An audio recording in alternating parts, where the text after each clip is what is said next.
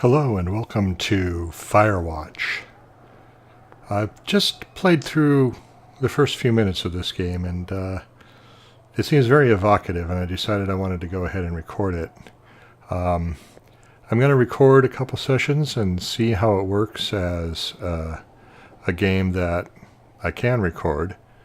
And if it doesn't look like it's going to work out, like if I'm not going to, be able to be interesting with it given the type of game that it is, I'll probably just leave it at a couple of sessions. But if it does turn out to be something that I can be interesting and hopefully entertaining with, I'll go ahead and continue recording sessions of it as I play. So I'm going to go ahead and start a new game and save over the one that I just had. So the game starts out with you making some decisions. I don't know if it really makes any difference which decisions you make, but I guess we'll find out. I try to make these decisions as best I can based on the kind of person that I am and what I think I would do in the situation.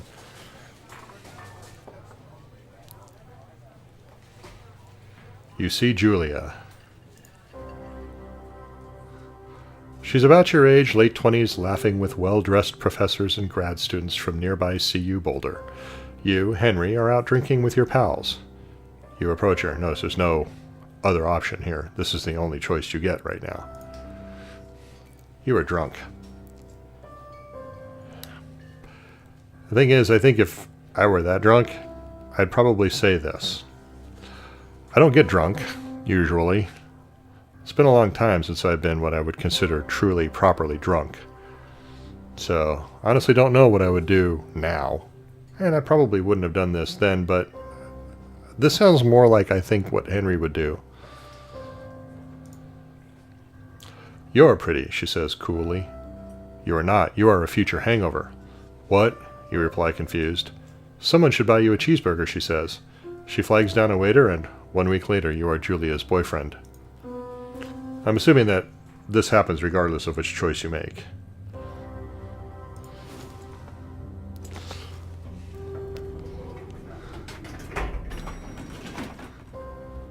So basically we're starting, oh, hang on, phone's ringing. Actually, somebody else will get it. If you hear the phone ringing, it's basically starting out like in media res, kind of in the middle of the story, with flashbacks.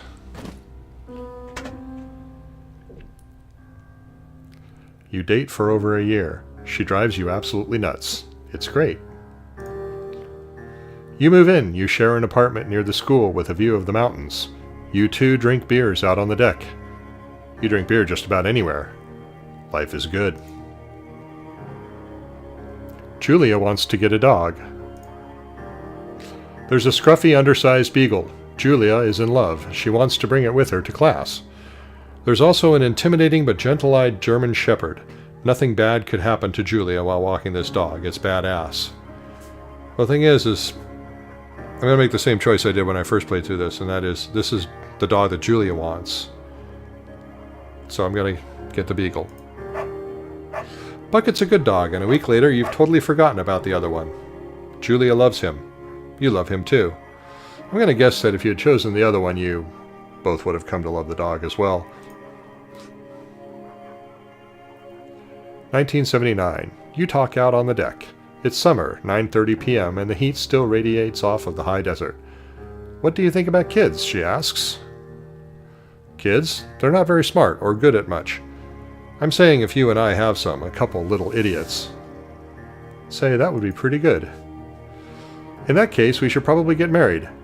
Yeah, I would like that, you say.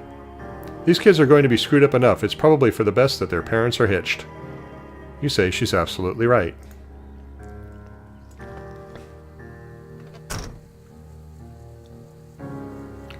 So this game does something that I like when games do, and that is they render your whole body so you can actually look down and see your feet. Some signs here. I just look around a little bit at the sky. It's very pastel. The art design of this game is, well, one of its big selling points, to be honest. It's very evocative and very stunning. 1980. It's a Thursday night and Julia is 4 hours late. She doesn't call.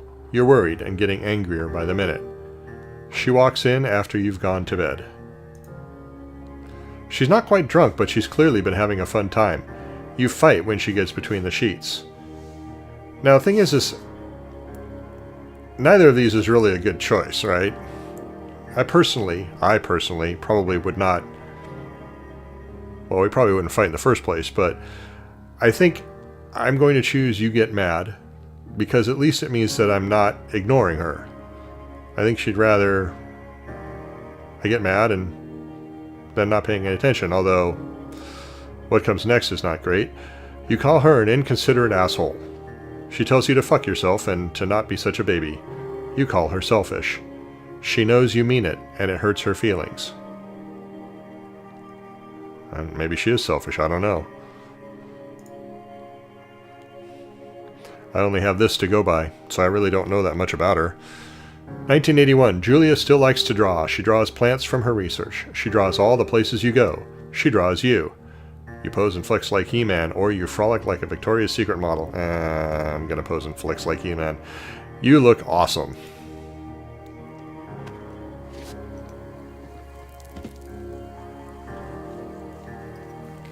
It's getting on about dusk here. And look at the colors. The colors are so rich in this. It's very melancholy, the music. The flashback. I mean, you know something's coming just by the way the narration is going.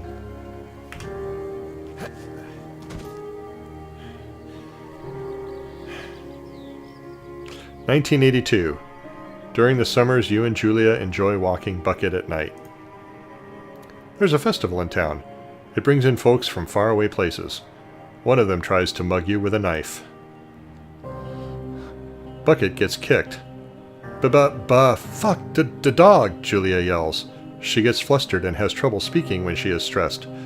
You confront the attacker.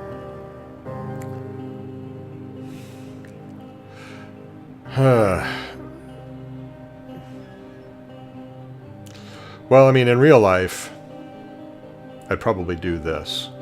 But I'd want to do this. I'm going to choose this.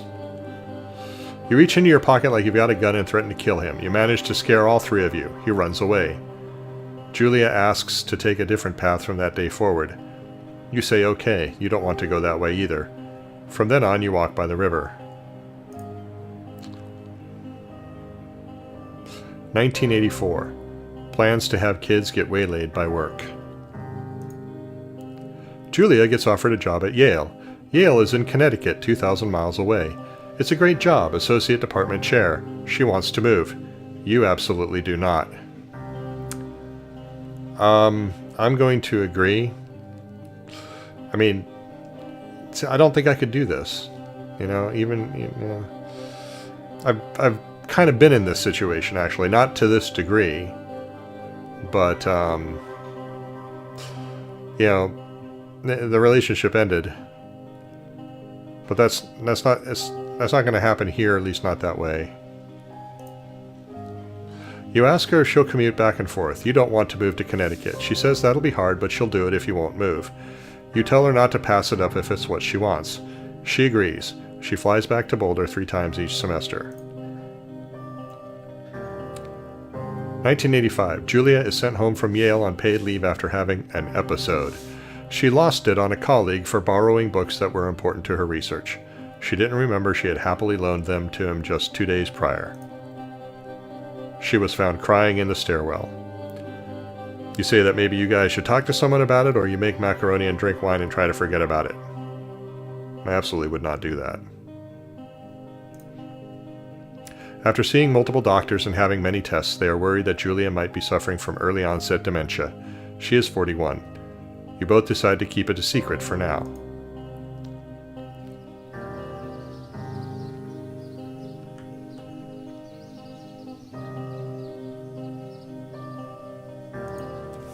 That's all I can do at this point.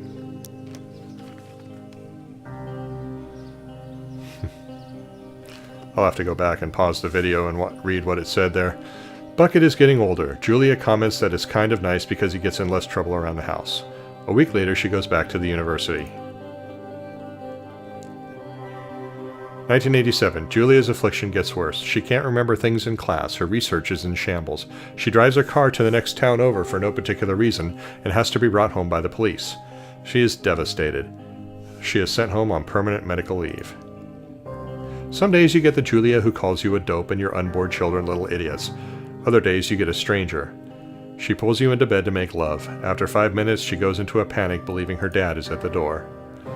You tell her family. They are crushed and begin to make trips to and from their home in Australia to visit her.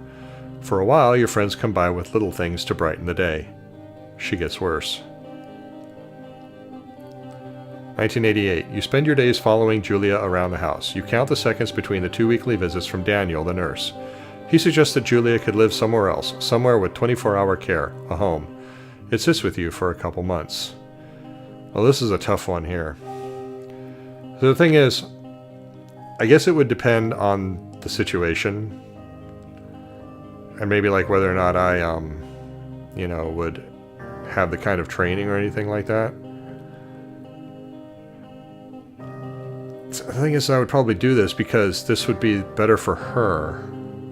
She'd be more comfortable. But then there's this,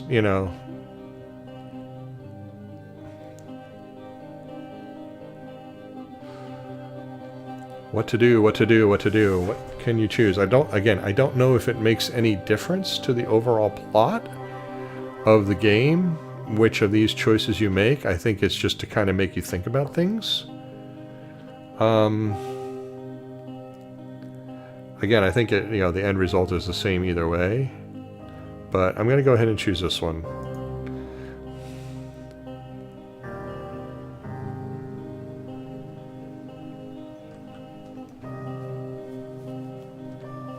Walking up the trail, in amongst the trees. Leaves falling from the trees.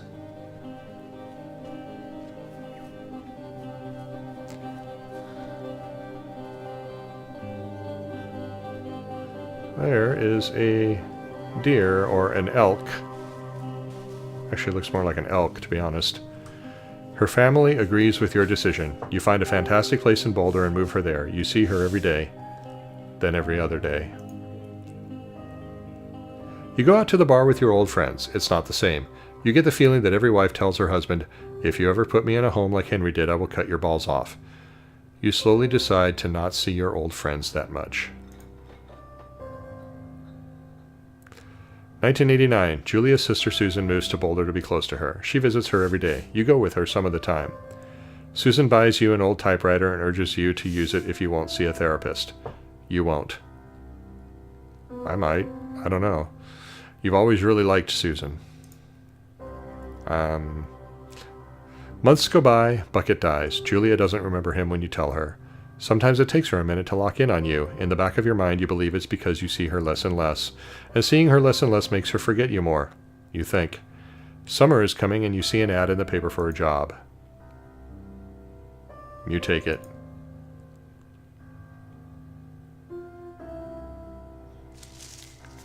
And what were you doing before? Enter the lookout tower.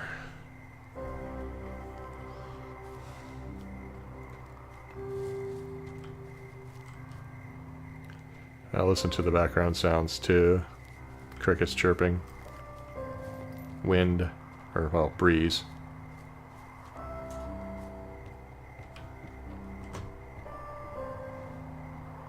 I'm kind of skipping stairs here. It's a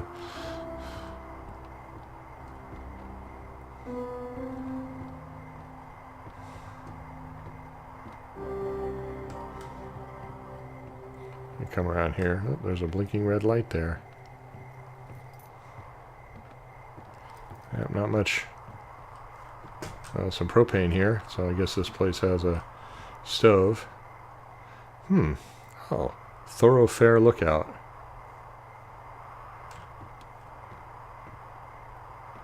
Wonder if there's any other lookout towers out in the distance. Doesn't see anything. Doesn't look like it. Turn on the power.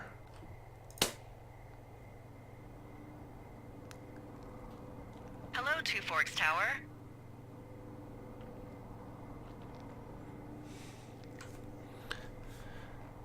All right, well, I'm going to go ahead and end Two this, Forks Tower, this is Thoroughfare this Tower. session Come here in. and pick it up in the next session, where I'm going to pick up the radio and talk to the supervisor.